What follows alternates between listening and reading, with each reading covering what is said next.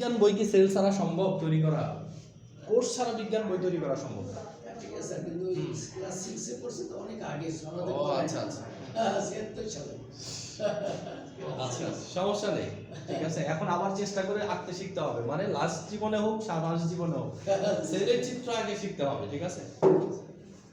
Arts লাইনে ছিল। আচ্ছা, আমরা গত ক্লাসে সেলের কতগুলো ভাইটাল উপাদান পড়ছিলাম, তাই না? জি স্যার। 8টা ভাইটাল উপাদান পড়ছিলাম, মনে আছে আপনাদের? 8টা ভাইটাল উপাদানের নাম কি কি ছিল? ভাইটাল কিছু আমরা পড়ছিলাম 5টা। ভাইটাল অর্গান পড়ছিলাম 5টা। vital আমাদের organ বডি, পাঁচটা। সেলের বডির ভিতরে কয়টা আছে? 8টা। এই 8টার নাম কি ছিল? সেল মেমব্রেন, তাই না? কি নাম ছিল? সাইটোপ্লাজম, হ্যাঁ, সেল মেমব্রেন ছিল, সাইটোপ্লাজম ছিল, তাই না? Mitochondria, mitochondria, ribosome, ribosome, lysosome, lysosome, lysosome, Golgi body, nucleus, endoplasmic reticulum, তাই না? হ্যাঁ, nucleus, endoplasmic reticulum, nucleus, nucleus, nucleus. Control okay, centre of the cells. হ্যাঁ, এদের কাজটা পড়তে হবে। যেমন সেল মেমব্রেনকে কি বলে? Boundary of cell. Boundary of the cell. এটা কিন্তু মুখস্থ জানতে হবে। Boundary cell of the membrane হচ্ছে বাউন্ডারি অফ দা সেল। এরপরে কি বলবো আমরা? Cytoplasm, cytoplasm. Cytoplasm Media of the cell. Media of the cell, ঠিক আছে। হুম। তাহলে কোষের মিডিয়া, হ্যাঁ দেখেন নিচে দেওয়া আছে, হ্যাঁ। আর সাইটোপ্লাজম হচ্ছে কি? Media of the cell, Cell. হ্যাঁ। সাইটোপ্লাজম হচ্ছে কি? এই যে সাইটোপ্লাজম। সেল মেমব্রেনের পরে কি? সাইটোপ্লাজম। প্লাজম, ওকে, এরপরে কি দেওয়া আছে? মাইটোকন্ড্রিয়া। মাইটোকন্ড্রিয়াকে কি বলে? Power house of the cell. House of the cell. তার মানে আপনার কোষের যাবতীয় শক্তির উৎপাদনের উৎস কি? শক্তি। মাইটোকন্ড্রিয়া, জি, স্যার। ঠিক আছে। শক্তি তৈরি হয় সমগ্র দেহের শক্তি মাইটোকন্ড্রিয়া থেকে, ঠিক আছে। আসেন, এরপরে কি আছে? Ribosome, ribosome. রাইবোজোম। রাইবোজোমের কাজ কি? Ribosome, house of house of protein protein, synthesis. Synthesis কি না? Synthesis, house of protein synthesis. তার মানে আমাদের শরীরে যতগুলা প্রোটিন তৈরি হয়, সকল প্রোটিন তৈরি হয় কোথায়? রাইবোজোম, রাইবোজোম দ্বারা, ঠিক আছে। লাইসোজোম, আরেকটা কি? লাইবোজোম আছে, এটা লাইসোজোম হবে, এসটা হবে, ঠিক আছে। জি, lysosome, lysosome, protector of the cell. হ্যাঁ, প্রোটেক্টর অফ দা সেল। তাহলে আমাদের কোষের যে উপাদানটা কোষকে কি করে? বাহিরের শত্রুর আঘাত থেকে, রক্ষা করে। বিভিন্ন ব্যাকটেরিয়া ভাইরাস থেকে কি করে? প্রোটেক্ট করে। তাদেরকে কি বলা হয়? লাইসোজোম। এরপরটা কি আছে? নিউক্লিয়াস, না, Golgi body, Golgi body. Golgi body কি কাজ করে? Protector of the cell. হ্যাঁ, স্টোর হাউস, স্টোর হাউস, তাই না? আমাদের প্রত্যেকের ঘরে কি আছে? একটা গুদাম ঘর আছে, সব জিনিসপত্র রেখে দেওয়ার জন্য, তাই না? তাহলে আমাদের কোষের গুদাম ঘর হচ্ছে কোনটা? কোষের গুদাম ঘর হচ্ছে গলজি বডি। তাহলে গলজি বডি কোষের ভিতরে গুদাম ঘর একটা দিতে হবে। ওকে, এরপরে কি আছে? নিউক্লিয়াস। নিউক্লিয়াস কি বলবো? Control centre of the cell. তাহলে কোষের কন্ট্রোল সেন্টারকে কি বলা হয়? নিউক্লিয়াস। নিউক্লিয়াসের পার্ট কয়টা? গত ক্লাসে আমরা দেখাইছি নিউক্লিয়াসের কয়টা পার্ট? দুইটা। না, নিউক্লিয়াস নিয়ে আমরা কিভাবে আঁকলাম? গত ক্লাসে নিউক্লিয়াসটা এইভাবে আঁকলাম না? জি স্যার। ঠিক আছে, এটি তো নিউক্লিয়াস আঁকছিলাম, তাই না?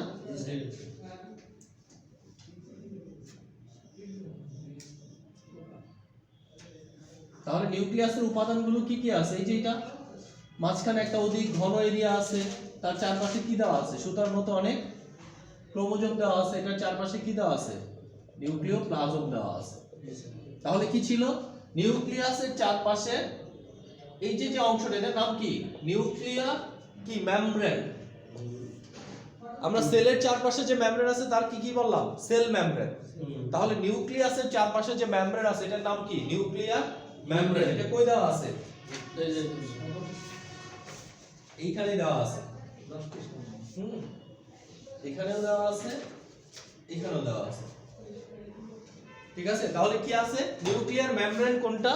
নিউক্লিয়াসের চারপাশে যে পাতলা আবরণ তার নাম কি? Nuclear membrane. এই মেমব্রেনের মাঝখানে যে ছিদ্র জায়গাটা থাকে, ফাঁকা জায়গা, এটার নাম কি? নিউক্লিয়ার পোর।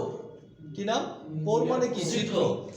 এরপরে কি? যে ভিতরে যে মিডিয়াটা, সেলের ভিতরে যে মিডিয়া আছে এটার নাম কি? মিডিয়া অফ সেলের নাম কি? মিডিয়া অফ সেলের নাম সাইটোপ্লাজম, সাইটোপ্লাজম। তাহলে সাইটোপ্লাজম হচ্ছে সেলের তরল। ঠিক নিউক্লিয়াসের মধ্যে যে তরল পদার্থ আছে এর নাম কি? নিউক্লিওপ্লাজম। সাইটো মানে সেল, তাহলে সেলের তরলকে বলা হচ্ছে সাইটোপ্লাজম, আর নিউক্লিওপ্লাজম মানে নিউক্লিয়াসের মধ্যে যে তরলটা আছে। ঠিক আছে, এরপরে দেখেন এই যে সুতার মতো অংশ এটাকে কি বলা হয়? ক্রোমোজোম। ঠিক আছে, এই ক্রোমোজোমের মধ্যে ডিএনএ আরএনএ গুলো থাকে। ঠিক আছে, এরপরে কি আছে? ক্রোমোজোম গুলা একটা নির্দিষ্ট ঘন জায়গায় কি আছে? অ্যাড আছে। তাহলে কোষের ভিতরে সবচেয়ে যে নিউক্লিয়াসের মধ্যে সবচেয়ে যে ঘন জায়গা, এটার নাম কি? নিউক্লিওলাস।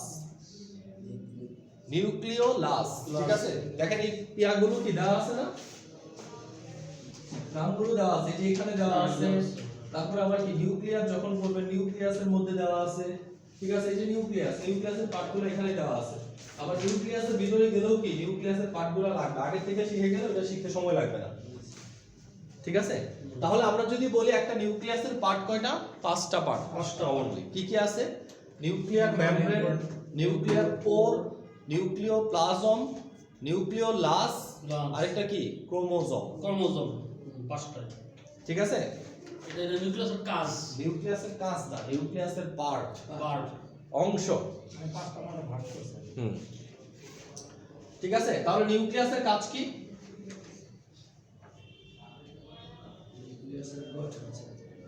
নিউক্লিয়াসের কাজ কি? Control centre of the cell. সেলের ভিতরে যত ধরনের কাজকর্ম হয় সকল কাজে মাতব্বরি যে করেন নামই কি? নিউক্লিয়াস। ক্লিয়ার? তাহলে নিউক্লিয়াসের কাজ হচ্ছে control centre of the cell, তাই না? আমাদের কোষটার যাবতীয় কার্যাবলী যে কন্ট্রোল করছে তার নাম কি? নিউক্লিয়াস। ক্লিয়ার এতটুকু? তাহলে নিউক্লিয়াসকে আমরা কি বলবো? Control centre of the cell. মাইটোকন্ড্রিয়াকে আমরা কি বলবো? Power house of the cell. রাইবোজোমকে আমরা কি বলবো? House of protein synthesis, protein তৈরির ঘর। গলজি বডিকে আমরা কি বলবো? Store house of the cell. তারপরে আমরা সেল মেমব্রেনকে কি বলবো? Of the cell. এন্ডোপ্লাজমিক রেটিকুলামকে কি বলবো? Endoplasmic reticulum. Transporter of the cell. Endoplasmic reticulum, লাস্টেরটা। Endoplasmic reticulum. Endoplasmic reticulum. ঠিক আছে, তাহলে একটা সেল যদি আপনি আঁকেন, এই সেলের ভিতরে এই 8টা উপাদান কি করতে হবে? থাকতে হবে, অবশ্যই থাকতে হবে। এরপরে আপনি কি অন্যান্য উপাদান দেন, কোনো সমস্যা নাই, কিন্তু আগে এই 8টা উপাদান কি করবেন? এঁকে নিবেন। তাহলে একটা সেল এঁকেই, সেল আঁকলেই তো সেলের মেমব্রেন আঁকা হয়ে গেল। ওকে, পরীক্ষাতে কিন্তু আলাদাভাবে এগুলো আসতে পারে, আর সেলের চিত্রটা তো কনফার্ম আসবে পরীক্ষায়, কোনো সন্দেহ নেই। হ্যাঁ, একদম আউট করা কোশ্চেন। ঠিক আছে, এই চিত্রটা, এই চিত্র না, সেলের চিত্র। গত ক্লাসে আমরা যেটা এঁকে এনে বলছি, আঁকতে বলছিলাম। ঠিক আছে, তাহলে নেক্সট ক্লাসে এটা কাজ থাকবে আপনাদের। কি কাজ? যে সেলের 3টা চিত্র এঁকে নিয়ে আসবেন। ঠিক আছে, সেলের 3টা চিত্র এঁকে নিয়ে আসবেন। না না, একই চিত্র 3 বার। ঠিক আছে, প্রাণী কোষের চিত্র আপনি এখান থেকে দিতে পারেন। 5, 6, 7, 8 এর বই আরো সহজ সহজ চিত্র দেওয়া আছে, ওইখান থেকেও কি এঁকে আনতে পারেন। মোট কথা সেলের চিত্র এঁকে আনতে হবে। ঠিক আছে, তাহলে একটা পেজের এই পিট, এই পিট, ও পিট, 3টা চিত্র কি আপনি এঁকে এনে দেখাবেন যে আপনার চিত্র কিরকম হচ্ছে। ঠিক আছে, কারণ এই প্রশ্ন পরীক্ষা যেহেতু আসবে, আপনাকে এটা কি শিখতেই হবে। এটা একদম আউট করে দেওয়া কোশ্চেন। সেল মেমব্রেন সহ স্যার, মেমব্রেন তো না না, একটা তো আঁকবে আপনি। সেল মেমব্রেন বলতে সেল মেমব্রেনের চিত্র আঁকতে বলতে, সেটা মেমব্রেনের চিত্র। মেমব্রেনকে আপনি এইভাবে আঁকেন, একটা দাগ দিলেই তো এটা মেমব্রেন হয়ে গেল। ঠিক আছে, তাহলে এটা সেল মেমব্রেন হয়ে গেল। এটা আঁকতে হবে না, শুধু এই চিত্রটা আঁকার প্র্যাকটিস করেন সহজ করে। আচ্ছা, এরপরে আসেন, তাহলে আমরা কি বললাম? 1 নাম্বার প্রশ্ন কি ছিল? প্রশ্নটা বের করেন। আমাদের যে প্রশ্নগুলো আমরা দিয়েছিলাম আপনাদের, 1 নাম্বার কোশ্চেন কি ছিল? Define sell. সেল কাকে বলে পারবেন না? বলেন তো, সেল কাকে বলে? আমাদের শরীরের ট্রিলিয়ন সেল সংখ্যায় গঠিত। আমাদের কার্যবলীর সকল কার্যবলীর অঙ্কিত সেল। সংজ্ঞাটা কি দিবেন? জীব দেহের গঠন, এইটাই বলতে হবে।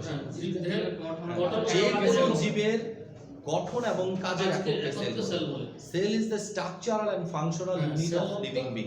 মানব দেহ, হ্যাঁ, মানব দেহ বললে হিউম্যান সেল হয়ে যাবে। আমরা জীব দেহ বলবো। ঠিক আছে, জীব দেহ বললে সকল প্রাণীর হবে।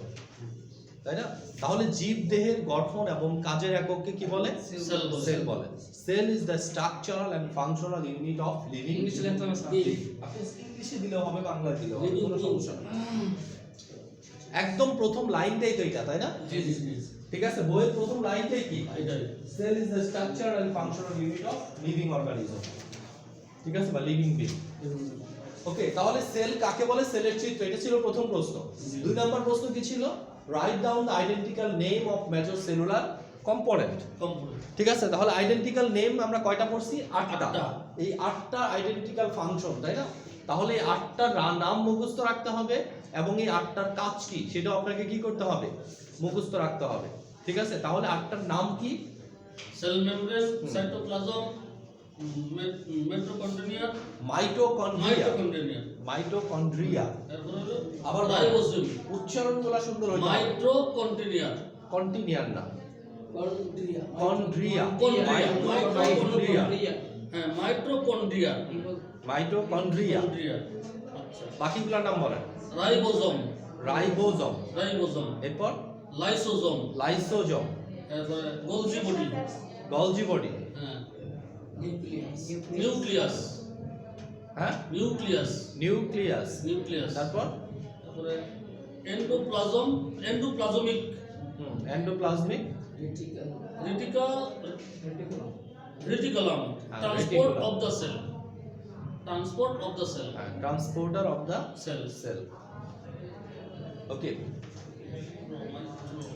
আপনি বলেন তো এই 8টা নাম। Cell membrane, cytoplasm, mitochondria, ribosome, lysosome, Golgi body, nucleus, endoplasmic reticulum. এগুলো পড়ছেন না জীববিজ্ঞানে? জীববিজ্ঞান। হ্যাঁ, ঠিক আছে। ওকে, তাহলে আমরা 1 নাম্বার 2 নাম্বার কোশ্চেন আমাদের শেষ, তাই না? এবার 3 নাম্বার কোশ্চেনটা আমরা বলবো। 3 নাম্বার কোশ্চেনটা কি বলেন তো?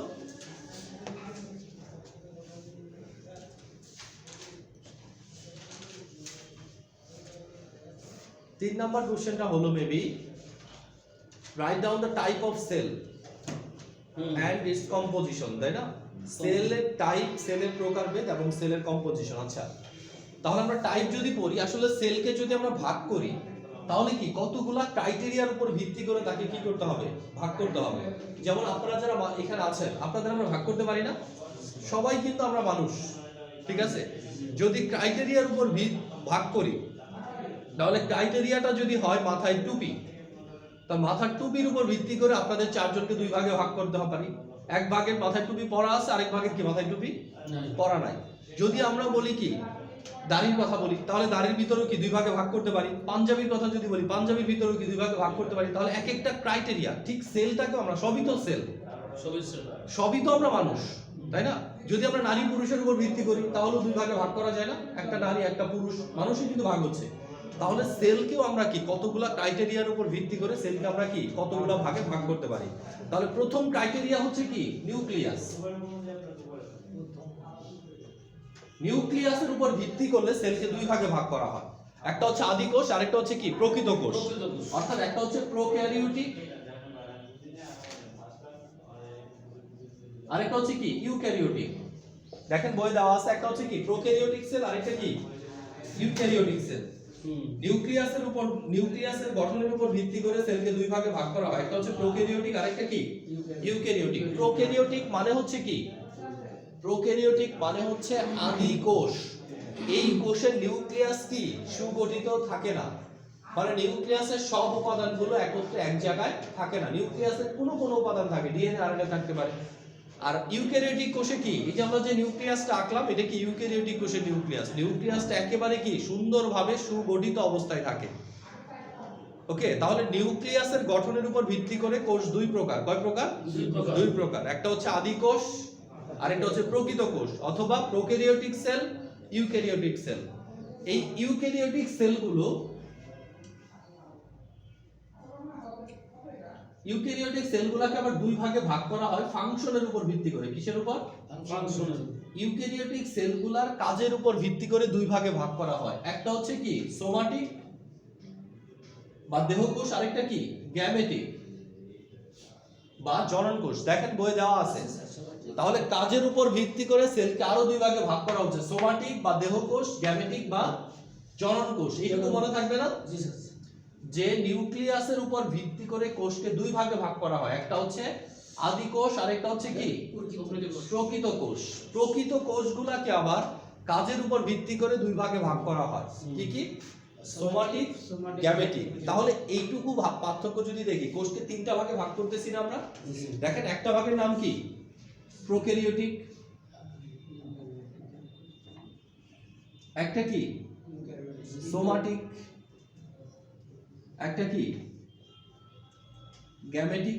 তাই হচ্ছে না? কেন? এই সোমাটিক আর গ্যামেটিক মিলেই তো ইউক্যারিওটিক, তাই না? ইউক্যারিওটিক কোষকেই তো দুই ভাগে ভাগ করা হচ্ছে, একটা হচ্ছে কি সোমাটিক আর একটা হচ্ছে কি গ্যামেটিক। কিসের উপর ভিত্তি করে? কাজের উপর ভিত্তি করে।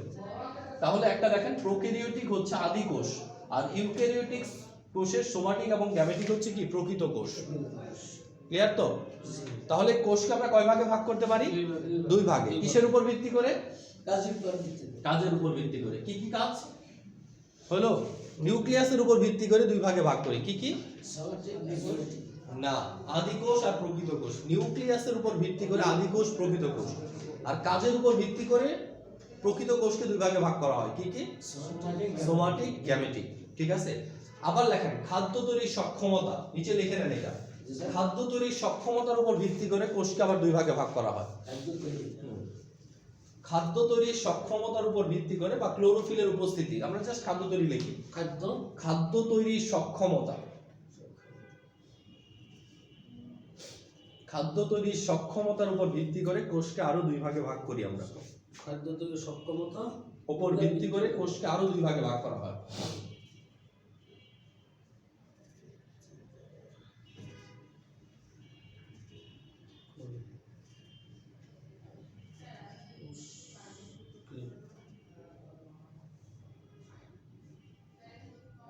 এক নম্বর কি? এক ধরনের কোষ আছে কি নিজের খাদ্য নিজে তৈরি করতে পারে, তাই না?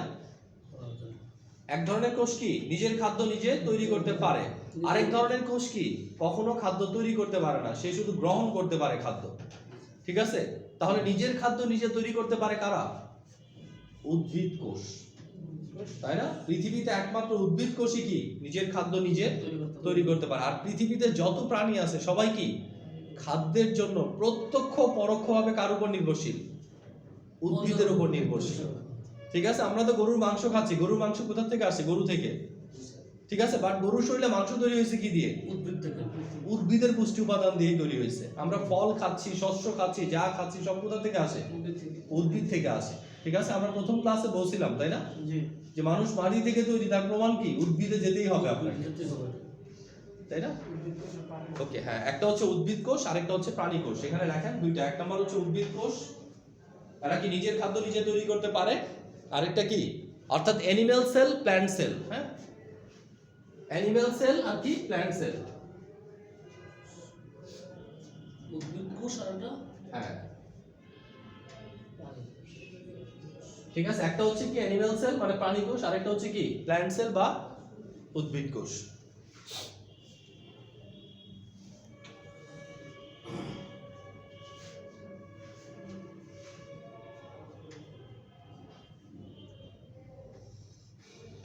ক্লিয়ার এটা? তাহলে আমরা আবারও একবার ক্লাসিফিকেশনটা মনে করি যে আমরা যদি নিউক্লিয়াসের উপর ভিত্তি করি কোষকে কয় ভাগে ভাগ করা হয়? দুই ভাগে। কি কি? আদি কোষ, প্রকৃত কোষ। ঠিক আছে? আদি কোষের ইংরেজি নাম কি? প্রোক্যারিওটিক। আর প্রকৃত কোষের ইউক্যারিওটিক। ইউক্যারিওটিক। ঠিক আছে? এরপরে যদি ইউক্যারিওটিক কোষগুলোকে ফাংশনের উপর ভিত্তি করি তাহলে কয় ভাগে ভাগ করা যায়? দুই ভাগে। কি কি? সোমাটিক। সোমাটিক মানে হচ্ছে দেহকোষ, আর গ্যামেটিক মানে হচ্ছে জনন কোষ। দেখেন এটা কেন দুই ভাগে ভাগ করলাম? সোমাটিক আর গ্যামেটিক জিনিসটা বুঝেন। আমাদের যদি পুরুষ এবং মহিলা শব্দটা বলি, দেখেন পুরুষ এবং মহিলা শব্দ বললে সোমাটিক সেলের কিন্তু কোনো চেঞ্জ নাই। আমাদের শরীরে চোখ যেভাবে তৈরি হচ্ছে, চোখ যে কাজ করে, মহিলাদের শরীরের চোখ কি আলাদা কাজ করে? না, একই কাজ করে। আমাদের শরীরের হাত যে কাজ করে, মহিলার শরীরের হাত কি আলাদা কাজ করে? আমাদের শরীরের কিডনি যে কাজ করে, মহিলার শরীরের কিডনি কি আলাদা কাজ করে? কিন্তু আমাদের শরীরের গ্যামেটিক সেল যে কাজ করে, মহিলার শরীরের গ্যামেটিক সেল সেই কাজ করে না। আমাদের শরীরের গ্যামেটিক সেল কি তৈরি করে? শুক্রাণু তৈরি করে। মহিলার শরীরের গ্যামেটিক সেল কি তৈরি করে? ডিম্বাণু তৈরি করে। ডিম্বাণু তৈরি করে। তাহলে গ্যামেটিক সেলের উপর ভিত্তি করে কিন্তু পুরুষ এবং মহিলা দুই ভাগে বিভক্ত। ঠিক আছে, পুরুষ এবং মহিলা দুই ভাগে বিভক্ত কিসের জন্য? এই গ্যামেটিক সেলের উপর ভিত্তি করে, যে ওদের গ্যামেট এক ধরনের, আমাদের গ্যামেট কি আরেক ধরনের। আমরা তৈরি করি শুক্রাণু, ওরা তৈরি করে কি ডিম্বাণু। তাহলে যারা ডিম্বাণু তৈরি করে তারা মহিলা, যারা শুক্রাণু তৈরি করে তারা কি পুরুষ। আর শরীরের সব জিনিস কিন্তু সেম। আমারও হার্ট আছে, তারও হার্ট আছে, আমারও কিডনি আছে, তারও কি কিডনি আছে। তার মানে সোমাটিক সেলের কোনো পরিবর্তন নাই, খালি পরিবর্তনটা কার? Gametic sell. সেই জন্য আমরা যখন প্রজনন তন্ত্র পড়ি তখনই শুধুমাত্র মহিলা পুরুষ আলাদা হয়। এটা হচ্ছে পুরুষ প্রজনন তন্ত্র, এটা হচ্ছে কি মহিলা প্রজনন তন্ত্র। কিন্তু আমরা যখন হার্ট পড়বো, কিডনি পড়বো, লাংস পড়বো, তখন বলবো না এটা মহিলার হার্ট, এটা কি পুরুষের হার্ট। এক হার্টই, হার্ট সব একই কাজ করে, কিডনি একই কাজ করে। সেজন্য এটা সিস্টেম কি সবার জন্য কমন সিস্টেম।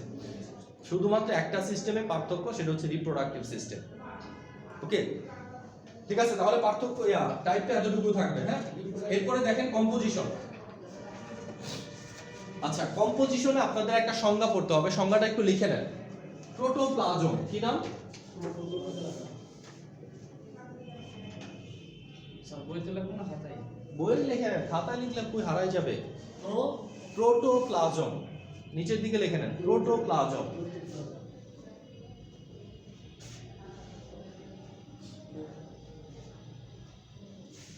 ঠিক আছে, সংজ্ঞাটা হবে প্রোটোপ্লাজম। প্রোটোপ্লাজম কাকে বলে? তাহলে দেখেন, আমরা একটা সেল যখন আঁকি তখন কি করি? সেলের এই পুরো সেল মেমব্রেনটা আঁকি না? এটা নাম কি? Cell membrane. এর ভিতরে আমরা নিউক্লিয়াস আঁকি, মাইটোকন্ড্রিয়া আঁকি, সবগুলোকে এর ভিতরে আঁকি না? তাহলে প্রোটোপ্লাজম কাকে বলে? প্রোটোপ্লাজম হচ্ছে সেল মেমব্রেনটাকে যদি আমরা বাদ দিয়ে দেই, সেল মেমব্রেনটাকে যদি আমরা বাদ দিয়ে দেই, তাহলে সেলের ভিতরে এই যে সমগ্র সজীব উপাদান, এই সবগুলাকে, সাইটোপ্লাজম থেকে শুরু করে যা আছে সবগুলাকে একত্রে কি বলে? প্রোটোপ্লাজম বলে। তার মানে সেল মেমব্রেন বাদ দিয়ে সেলের সবগুলা উপাদানের একত্রে নাম হচ্ছে প্রোটোপ্লাজম। শুধুমাত্র সেল মেমব্রেনটা থাকবে না। ঠিক আছে, তাহলে লেখেন সেল মেমব্রেন বাদ দিয়ে, সেল মেমব্রেন এই যে উপরে লেখা আছে, এদিকে আবার দেখতে হয়, এই যে এখানে লেখা সেল মেমব্রেন, সেল মেমব্রেন বাদ দিয়ে, সেল মেমব্রেন সেল বাদ দিয়ে, বাদ দিয়ে সেলের সমগ্র, সেল মেমব্রেন বাদ দিয়ে সেলের সমগ্র সজীব উপাদানকে, সজীব, হ্যাঁ, সেলের সমগ্র সজীব উপাদানকে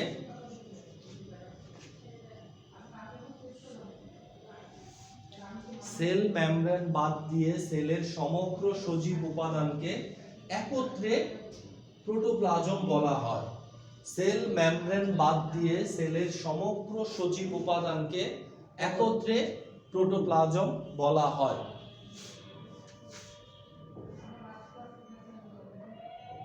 প্লাজম বলা হয়। তাহলে কি প্রোটোপ্লাজম কাকে বলবো? কোষের সেল মেমব্রেনটা যদি আমরা বাদ দেই, সেলের সমগ্র উপাদানকে কি বলা হয়? প্রোটোপ্লাজম বলা হয়। তাহলে আমরা যখন কোষের কম্পোজিশন গুলো পড়তে থাকবো তখন কিভাবে পড়বো? যে এটা একটা সেল, তাই না? সেল, সেলটাকে তাহলে আমরা দুইটা ভাগে ভাগ করতে পারতেছি। একটা হচ্ছে কি সেল মেমব্রেন, তাই না? Cell membrane. আরেকটা অংশ কি? সেল মেমব্রেন বাদ দিলে যা থাকে তার পুরোটার নাম কি? প্রোটোপ্লাজম। প্রোটোপ্লাজম। বই দেখেন দেওয়া আছে না, একটা হচ্ছে কি সেল মেমব্রেন, আরেকটা কি প্রোটোপ্লাজম। ওই পাশে স্যার কই দেখেন, এই যে সেল জিজ্ঞেস তো করবেন স্যার কোনটা পড়াচ্ছে, এই যে কম্পোজিশন লেখাই তো আছে উপরে, ওটা বুঝে লাগে। ঠিক আছে, কম্পোজিশন বা কম্পোনেন্ট অফ সেল, এরপরে সেল, প্রোটোপ্লাজম, সেল মেমব্রেন, এই প্রোটোপ্লাজমের সংজ্ঞাটাই বললাম। তাহলে সেল মেমব্রেন বাদ দিয়ে সেলের সমগ্র সজীব উপাদানকে কি বলা হয়? প্রোটোপ্লাজম বলা হয়। তাহলে সেলের দুইটা গুরুত্বপূর্ণ পার্ট, একটা হচ্ছে সেল মেমব্রেন আর একটা হচ্ছে কি প্রোটোপ্লাজম। প্রোটোপ্লাজমকে আবার কি দুইটা অংশে আমরা ভাগ করতে পারি ইম্পর্টেন্সের বিষয়। একটা হচ্ছে কি সাইটোপ্লাজম, তাই না?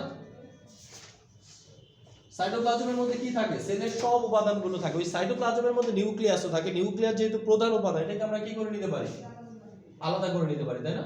প্রোটোপ্লাজমকে আমরা আবার দুই ভাগ করতে পারি না? হ্যাঁ, প্রোটোপ্লাজমের যে উপাদানগুলো আছে এদের ইম্পর্টেন্সের উপর ভিত্তি করে একটাকে আমরা বললাম কি সাইটোপ্লাজম, আরেক উপাদানগুলোকে আমরা বললাম কি নিউক্লিয়াস।